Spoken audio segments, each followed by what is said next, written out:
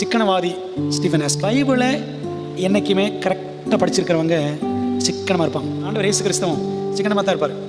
5 அப்பம் 2 மீன் அந்த அற்புதம் செஞ்ச உடனே மீதி எல்லாத்தையும் எடுத்து வைங்கன்னு சொன்னார். 12 கூட பத்திரமா எடுத்து வச்சாங்க. ஸ்டீஃபன் ஹாஸ்கல் வேதாகம கேள்விகளுக்கு மிகவும் அழகாக பதில் தரக்கூடியவர். அதனால தான் ஒரு முறை எலன் ஒயிட் அவருக்கு எழுதுனாங்களாம். என்ன எழுதுனாங்க தெரியுமா? ஹாஸ்கல், நீங்கள் பிரசங்கிப்பதை விட அதிகமாக வேத பாடம் கொடுங்கள். You should do less preaching and more teaching.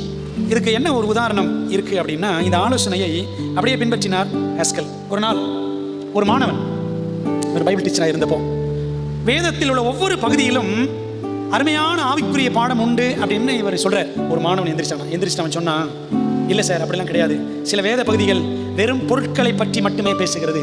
சில வசனங்களை பாருங்க வெறும் பொருட்களை பற்றி தான் இருக்கும். அதுக்கு ஒரு உதாரணம் நான் ஒரு வசனம் சொல்கிறேன் அப்படின்னு சொல்லிட்டு உட்காந்துட்டான். என்ன வசனம் தெரியுமா?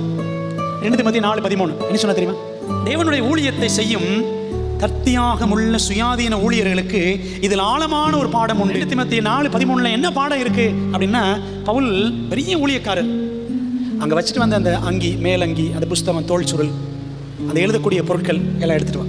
பணம் கட்டி இவர் வாங்க நினைக்கல, இருக்கிறதுல சிக்கனமாக இருக்கணும் அப்படின்னு பவுல் நமக்கு ஒரு பாடம் கற்றுக் கொடுக்கிறார் அப்படின்னு அவர் பதில் சொன்னார்.